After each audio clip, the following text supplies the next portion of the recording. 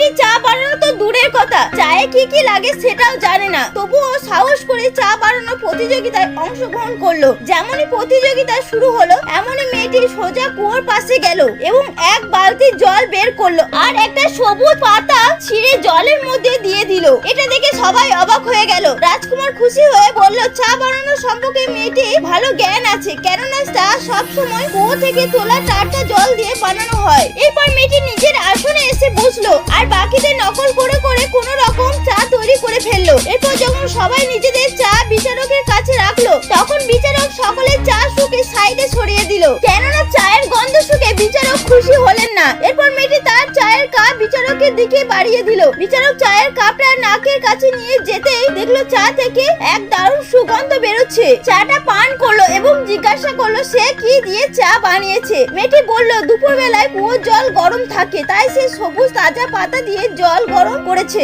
তারপর চা বানিয়েছে। এটা শুনে বিচারক তার অনেক প্রশংসা করলো। এরপর দ্বিতীয় প্রতিযোগিতা শুরু হলো, যেটা ছিল বুদ্ধি ধর্মে গ্রহণ করে, মনে রেখে 10 মিনিটের মধ্যে লিখতে হবে। এটা শুনে সবাই ঘাবড়ে গেল। মেয়েটি তো কাঁদতে শুরু করলো, কেননা সে লেখাপড়া জানে না। যখন বাকি মেয়েরা লিখতে আরম্ভ করলো তখন সেও হাতে কলম তুলে নিল আর ধর্মের গ্রহণে ওকে আকারে মনে করলো। তারপর এক এক করে কাগজের মধ্যে লিখতে লাগলো। অবাক করা বিষয় এটাই ছিল যে সময় শেষ হওয়ার আগে সে পুরো পাঠ লিখে। যখন বিচারক দেখলো তখন সকলে লেখাতে প্রায় ভুল ছিল, কিন্তু একমাত্র মেয়েটির লেখা ছিল যার লেখাতে সবকিছুই সঠিক ছিল, একটাও ভুল ছিল না। এটা দেখে বাকি প্রতিযোগিতা রেগে গেল। তারা মেয়েটির ওপর নকল করা অভিযোগ দিল।